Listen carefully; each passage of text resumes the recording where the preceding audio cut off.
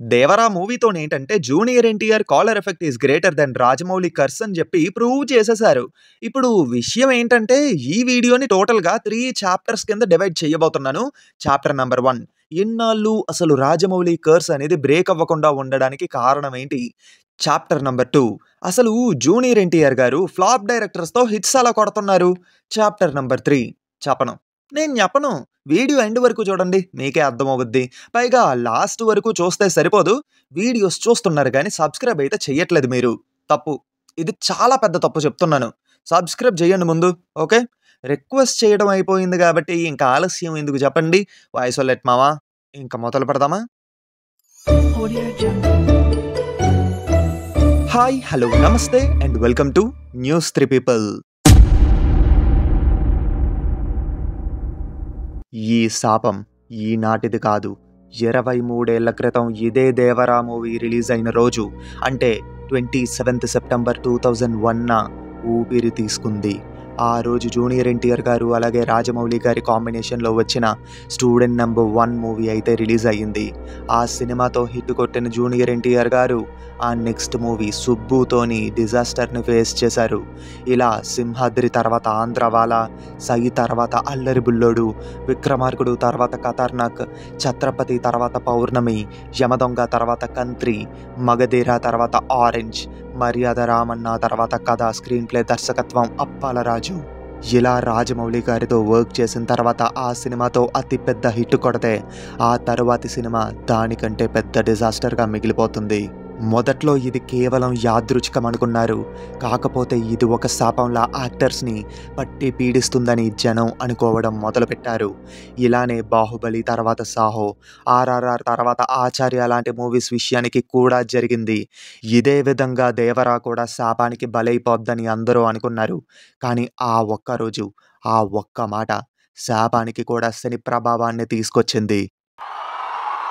'దేవరా' అనే చిత్రం release late అయినా సరే రేపొద్దున మీ అందరూ గర్వంగా కాలర్ ఎగరేసుకునేలాగే ఆ చిత్రాన్ని అందించడానికి, మా ప్రేక్షక దేవుళ్ళు అందించడానికి మేము ప్రయత్నిస్తాం. ఇక్కడ మ్యాటర్ ఏంటంటే శాపం లేదు, గేపం లేదు. కాంటెంట్ అనేది చాలా ఇంపార్టెంట్. నేను దీనికి రిలేటెడ్గా ప్రీవియస్గానే ఒక వీడియో చేశాను. అందులో కూడా చెప్పాను. మ్యాటర్ ఏంటంటే రాజమౌళి గారితో వర్క్ చేసిన తర్వాత ఆ యాక్టర్స్ చూస్ చేసుకునే స్క్రిప్ట్ విషయంలోని మిస్టేక్స్ చేస్తున్నారు.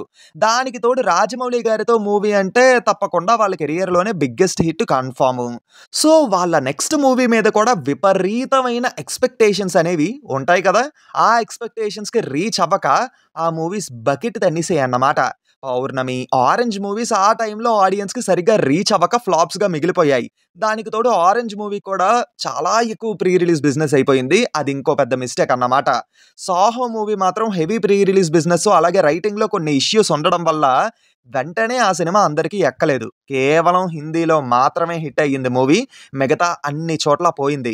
ఇంకా 'ఆచార్య'ని లెక్కలోకి తీసుకోవాల్సిన అవసరం ఎందుకొచ్చిందంటే అది జస్ట్ చిన్న క్యామియో కింద స్టార్ట్ అయ్యి ఎక్స్టెండెడ్ క్యామియో కింద మారిపోయి సెకండ్ హాఫ్ అంతా ఉండేలా చేశారు ఆ క్యారెక్టర్‌ని. దానివల్ల 'ఆచార్య'ని కూడా లెక్కలోకి తీసుకోవాల్సి వచ్చింది. ఇంకా 'దేవరా' విషయానికి వస్తే హెవీ ఎక్స్పెక్టేషన్స్ వల్ల మూవీకి ఓపెనింగ్స్ బాగా వచ్చాయి. బట్ మిక్స్డ్ రిపోర్ట్స్ వల్ల ఇష్యూ అవ్వుద్దనుకుంటే ప్రాబ్లం ఏం లేదక్కడ. జనరల్ ఆడియన్స్ నుంచి వర్డ్ ఆఫ్ మౌత్ అనేది కొంచెం బెటర్‌గా ఉండడం వల్ల ప్రీ రిలీజ్ బిజినెస్ కూడా క్రేజ్‌ని వాడుకొని ఎక్కువగా చెయ్యకుండా లిమిటెడ్‌గా చెయ్యటం, ఫైనల్లీ ఆ పర్ఫెక్ట్ రిలీజ్ డేట్ ఇవన్నీ కలిసొచ్చాయి. దానికి తోడు జూనియర్ ఎన్టీఆర్ గారు అలాగే అనిరుద్ గారు ఇద్దరూ ఈ మూవీకి మెయిన్ క్రౌడ్ పుల్లర్స్. సో ఈ విధంగా ఈ మూవీ 6 డేస్‌లోనే బ్రేక్ ఈవెన్‌ని కంప్లీట్ చేసుకొని బ్లాక్ బస్టర్ వర్డిట్ వైపు దూసుకుపోతుంది. కానీ మీరిక్కడ ఈ డేట్‌ని గమనించారా? 27th September. జనాలు మాట్లాడుకుంటున్న ఆ శాపం 23 ఏళ్ల క్రితం అదే రోజున మొదలయ్యింది. ఇంకా ఆ శాపానికి విముక్తి కూడా అదే రోజు 23 ఏళ్ల తర్వాత కలిగింది. జపాన్ వాళ్ళు అక్కడ ఏవేవో కనిపెడుతుంటే ఈ ఎదవేం కనిపెట్టుకొచ్చాడు చూడు. ఏదైతే అది ఫైనల్లీ ఈ విధంగా రాజమౌళి గారి శాపానికి విముక్తి అయితే కలిగింది. సపోర్టింగ్ రోల్ చేసిన వాళ్ళకి శాపం ఎందుకు వర్తిస్తుంది మామా చెప్పు. విజ్ఞాన ప్రదర్శనలో ఈ మధ్య హిట్ డైరెక్టర్స్‌తో మూవీస్ తీసి హిట్ కొట్టడమే కష్టంగా ఉంటే, అందరికీ భిన్నంగా జూనియర్ ఎన్టీఆర్ గారు ఫ్లాప్స్ ఫేస్ చేసిన డైరెక్టర్స్‌తో హిట్స్ కొడుతున్నారు. 'టెంపర్' నుంచి మొదలు, పూరి జగన్నాథ్ గారు 'బిజినెస్ మ్యాన్' మూవీ తర్వాత హిట్స్ లేక విలవిల్లాడిపోతూ ఉంటే, జూనియర్ ఎన్టీఆర్ గారు ఆయనతో 'టెంపర్' తీసి కళకళలాడేలా చేశారు. సుకుమార్ గారు 'వన్ నేనొక్కడినే' మూవీతో ఒంటరిగా మిగిలిపోతే, 'నాన్నకు ప్రేమతో' మూవీతోని అందరిలోకి తీసుకొని వచ్చారు. బాబీ గారు 'సర్దార్ గబ్బర్ సింగ్' మూవీతో మూలన పడిపోతే, 'జైలవకుశ' మూవీతోని ముందుకు తీసుకొనొచ్చారు. త్రివిక్రమ్ గారు 'అజ్ఞాతవాసి' మూవీతో అజ్ఞాతంలోకి వెళ్ళిపోతే, 'అరవింద సమేత వీర రాఘవ' మూవీతోని మళ్ళీ పట్టాభిషేక్తుడిని గావిచ్చారు. ఇంకా ఫైనల్లీ కొరటాల శివ గారు 'ఆచార్య' మూవీతో అధఃపాతాళానికి పోతే, 'దేవరా' మూవీతో ఒక ఎత్తుకి తీసుకొని వెళ్లి కూర్చోబెట్టారు. నేను విన్నాను, నేనున్నాను. మ్యాటర్ ఏంటంటే 'రభస' మూవీ తర్వాత తారక్ అన్నలో చాలానే మార్పొచ్చింది. ఆయన అసలు ఏం తప్పు చేస్తున్నారో తెలుసుకున్నారు. ఆయనలో ఉండే నటుడిని మేల్కొల్పాల్సిన అవసరం ఉందని గ్రహించారు. అప్పట్నుంచి నటుడిగా ఆయనను సంతృప్తి పరిచే పాత్రలను ఒప్పుకోవడం మొదలుపెట్టారు.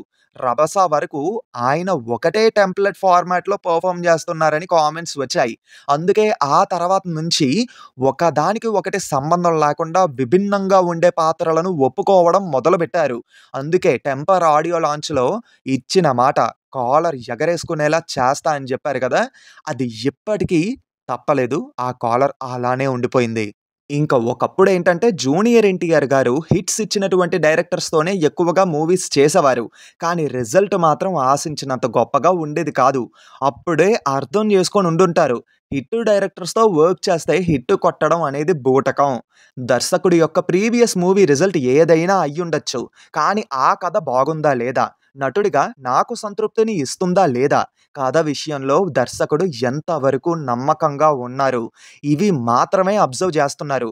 అందుకే విజయం తారక రాముడిని వరిస్తుంది. ఎట్ ప్రెజెంట్ టాలీవుడ్‌లోని బ్యాక్ టు బ్యాక్ ఎక్కువ హిట్స్ ఇచ్చినటువంటి టైర్ 1 యాక్టర్ జూనియర్ ఎన్టీఆర్ గారు. కానీ ఒక్కటే బాధ మామ, ప్రతిసారి జూనియర్ ఎన్టీఆర్ గారు ఆయన నటనతోని ఆయన లేపిన సినిమాలు వస్తున్నాయి. కానీ నటుడిగా ఆయనను లేపిన మూవీస్, గుర్తుండిపోయే మెమరబుల్ మూవీస్ అయితే రావట్లేదు. ఐ హోప్ 'వెట్రిమారన్' గారితో మూవీ వస్తాది అని చెప్పారు కదా! కనీసం 'వెట్రిమారన్' గారైనా తారక్ అన్నలో ఉండే నటుడిని పూర్తిగా వినియోగించుకొని, నటుడిగా ఆయనను ఎలివేట్ చేసే మూవీ వస్తాది అని చెప్పి ఆశిస్తున్నాము.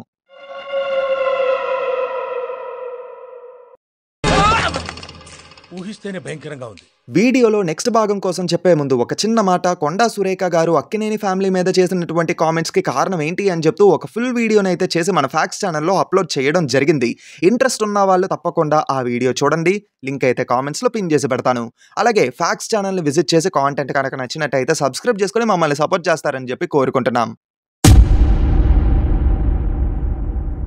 ఏంటి చాప్టర్ 3 టైటిల్ సరిగ్గా అర్థం కాలేదా?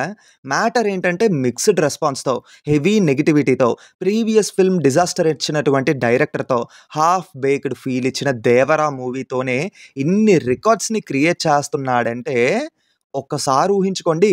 'ఎన్టీఆర్ నీల్' మూవీ రిలీజ్ అయితే బాక్స్ ఆఫీస్ సిట్యుయేషన్ ఎలా ఉంటుందో అని.